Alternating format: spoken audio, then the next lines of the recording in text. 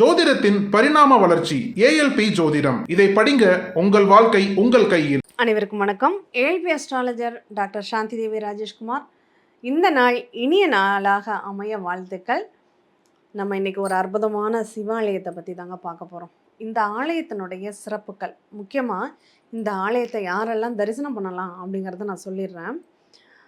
உடம்பில் மாறாத வடுக்கள் இருக்குது, அல்லது தொழுநோய்க்கு நிகரான தோல் சம்பந்தப்பட்ட பிரச்சனைகள் இருக்குது, அலர்ஜி, அரிப்பு, தடிப்பு, இந்த மாதிரியான நிகழ்வுகள் இருக்குது அப்படிங்கிறவங்க கட்டாயம் இந்த ஆலயத்திற்கு சென்று வாருங்கள்.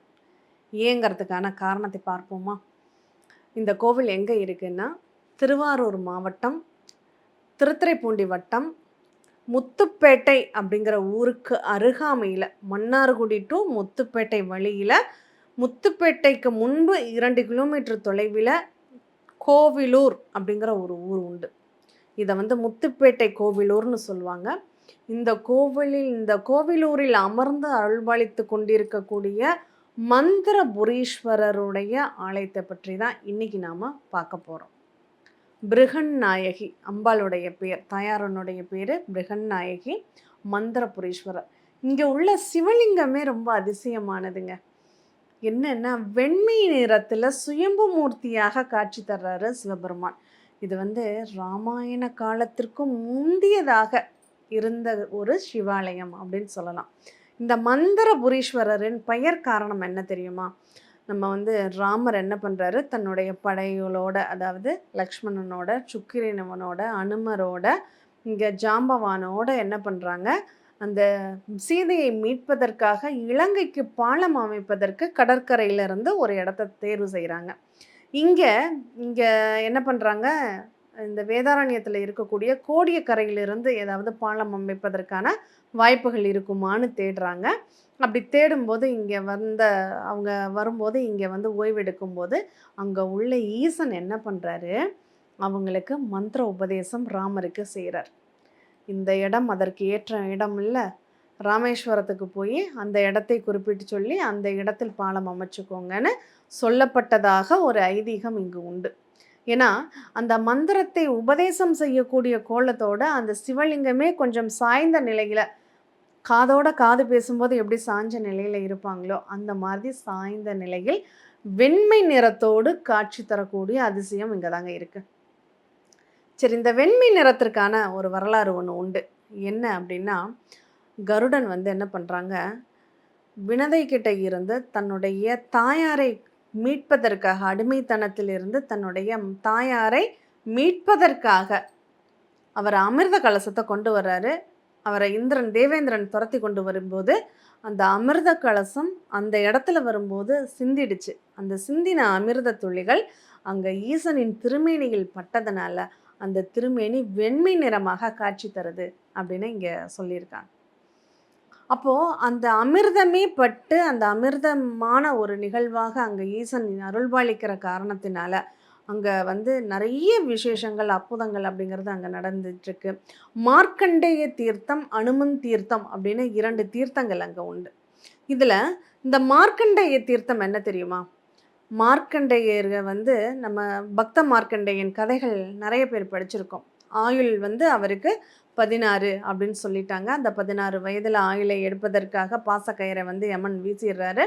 அதை சிவபெருமான் தான் அருள் பாலித்து காப்பாற்றுகிறார் அப்படின்னு சொல்லலாம். அப்போது என்றும் 16. அந்த யமன் பாசக்கயிறை வீசி இழுத்த வடுக்கள் அந்த மார்க்கண்டேயன் உடம்புல இருந்ததாகவும், அந்த வடுக்கள் மறைவதற்காக இந்த ஸ்தலத்தில் மார்க்கண்டேயன் தீர்த்தம் அமைத்து அங்கே சிவபூஜை செய்து வழிபட்டதால் இங்கே மார்க்கண்டேயன் வழிபட்ட சிவலிங்கமும் இங்கே காட்சி தருது அப்படின்னு சொல்லலாம்.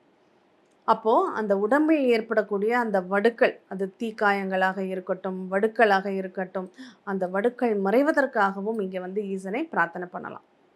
அடுத்து அந்த அஷ்டவாதர முனிவர்னு சொல்லுவாங்க. உடம்பை 8 கோணலாம் வளைச்ச ஒரு முனிவர் இருக்கார். அந்த முனிவருடைய சாபத்தால் வருண பகவானுக்கு தோல் நோய் ஏற்பட்டுடுது.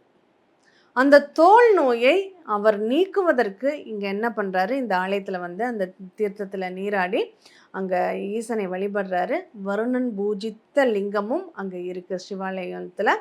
அந்த தொழுநோயை நீக்கி கொடுத்ததாக அவருக்கு ஐதீகம். அதனால் அந்த தொழுநோயோ அல்லது ஸ்கின் சம்மந்தப்பட்ட பிரச்சனைகள் எதுவாக இருந்தாலும், அலர்ஜியாக இருக்கட்டும், ரேசஸாக இருக்கட்டும், அல்லது ஆரம்பத்தில் இருக்கக்கூடிய அந்த சொரியாசிஸ்ன்னு சொல்லக்கூடிய அந்த பிரச்சனையாக இருக்கட்டும், இந்த இறைவன்ட்ட அந்த தீர்த்த குளத்திலிருந்து மண்ணை எடுத்து அந்த உடம்புல பூசி குளிச்சுட்டு இறைவனை தரிசனம் பண்ணுறாங்கன்னா அந்த தோல் சார்ந்த பிரச்சனைகளை நீங்குவதாக இங்கே ஐதீகம் உண்டு. இப்போ இந்த ராமாயண காலத்தோட தொடர்புடைய ஒரு ஆலயம் அப்படிங்கிறதுனால தான் அங்கே இன்னமும் அந்த ராமர் பாதம் அப்படிங்கிறது கோடியக்கரையில் இருக்கும். நிறைய நீங்கள் கேள்விப்பட்டிருப்பீங்க. ஜாம்பவான் ஓடை அப்படிங்கிற ஒரு இது சுக்ரீவனுக்கான ஒரு விசேஷமான ஒரு ஊர் அப்படின்னு நிறைய அந்த இடத்த சுற்றின நிகழ்வுகள் இருக்குது அப்படின்னு சொல்லலாம். இப்போ இதோட இன்னொரு முக்கியமான நிகழ்வு என்ன அப்படின்னா, இங்கே அது சூத வனம்னு சொல்லுவாங்க. மாமரம் தான் அங்கே ஸ்தல விருட்சம். இந்த சூத வனம் அப்படிங்கிறது அந்த மாமரம் தலவிருட்சமாக அமர்ந்து இங்கே அருள்பாலிக்கக்கூடிய ஒரு இடமாக இருக்கிறதுனால மூல நட்சத்திரத்திற்கு பரிகார ஸ்தலமாக இந்த இடம் திகழுது அப்படின்னு சொல்லலாங்க. யாருக்கெல்லாம் வித்தைகளில் ஜெயிக்க வேண்டும், இப்போது வேத பாடசாலையில் பயிரக்கூடிய மாணவர்களாக இருக்கட்டும், இல்லை நம்மளுடைய தனித்துவமாக ஒரு கலையை நம்ம படித்து தேர்ச்சி பெற வேண்டும் அப்படின்னு நினைக்கக்கூடியவர்கள், அல்லது முனைவர் பட்ட ஆய்வில் நம்ம கலந்துக்கிட்டு அந்த ஆய்வை சரியாக செய்து முடிக்க வேண்டும் அப்படின்னு நினைப்பவர்கள் இங்கே அந்த மந்திரபுரீஸ்வரரையும் பிருகன்நாயகியையும் வழிபாடு செய்யுங்க. கட்டாயம் உங்கள் வாழ்க்கையில் அந்த மந்திரமாக உங்களுக்கும் நல்ல பலிதம் அப்படிங்கிறது இங்கே ஏற்படும் அப்படின்னு சொல்லலாம். அதே மாதிரி நிறைய ஒரு நிகழ்வுக்கான வழி எங்களுக்கு தெரியலை, மார்க்கம் என்ன பண்ணுறதுனே எங்களுக்கு புரிய மாட்டேங்குது, அடுத்த கட்ட நகர்வுக்கு எங்கே போகிறதுனே எங்களுக்கு தெரியலை அப்படிங்கிறவங்களும் இங்கே வழிபாடு செய்தால் அங்கே அவங்களுக்கான வாய்ப்புகள் கிடைக்கும். அடுத்து இதில் இன்னொரு விஷயம் என்ன தெரியுமா, இங்கே நடராஜரனுடைய ஆனந்த தாண்டவத்தை பார்க்கணும் அப்படின்னு சொல்லி விஸ்வாமித்திரர் நினைக்கிறாரு. அவரால் சிதம்பரம் போக முடியல. அப்போ இந்த ஸ்தலத்தில் ஈசன்ட்ட பிரார்த்தனை பண்ணுறாரு. விஸ்வாமித்திரருக்காக ஆனந்த தாண்டவத்தை அரங்கேற்றிய இடமாகவும் இந்த இடம் இருக்குது. அதனால் இங்கே என்ன பேர் சொல்லியிருக்காங்க, ஆதி சிதம்பரம் அப்படிங்கிற ஒரு காரண பெயரும் இந்த ஆலயத்திற்கு உண்டு அப்படின்னு சொல்லலாம். அந்த அளவுக்கு ஒரு பழமையான சிவாலயமாக இங்கே இருக்குது. பெரிய கூட்டமெல்லாம் இருக்காது. இங்கே எப்போதும் போல் நீங்கள் எல்லா நாட்களும் போய் தரிசனம் செய்யலாம். உங்களுடைய முக்கியமாக மூல நட்சத்திரத்தன்று போகிறீங்க அப்படின்னா ரொம்ப சிறப்பாக இருக்கும்.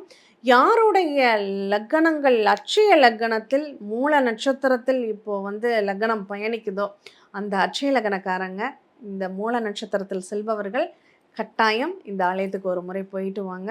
அது மட்டும் இல்லைங்க, கல்வியில் படிப்பு தடைபடுது, படிப்பில் நல்ல ஒரு நிலை முன்னேற்றம் வேணும் அப்படிங்கிறவங்களும் வெற்றி வாய்ப்புகள், எங்களுக்கு இன்றைக்கி எலெக்ஷன்லாம் முடிஞ்சிருக்கு, தேர்தல்லாம் நடந்து முடிஞ்சிருக்கு, நமக்கு வெற்றி அடுத்த கட்டம் எங்களுக்கு ஜெயிக்கணும் அப்படிங்கிற அந்த எண்ணம் உத்வேகம் இருக்கக்கூடியவர்கள் வழிபடக்கூடிய ஒரு ஆலயமும் இந்த மந்திரபுரீஸ்வரர் ஆலயம். கண்டிப்பாக போய் தரிசனம் பண்ணுங்கள். மந்திரபுரீஸ்வரனுடைய அனுகிரகம் அனைவருக்கும் கிடைக்க வேண்டும் அப்படின்னு பிரார்த்தனை பண்ணிக்குவோம். மீண்டும் இனியதொரு நிகழ்வில் சந்திப்போம். நன்றி, வணக்கம். சித்தர் பூமி.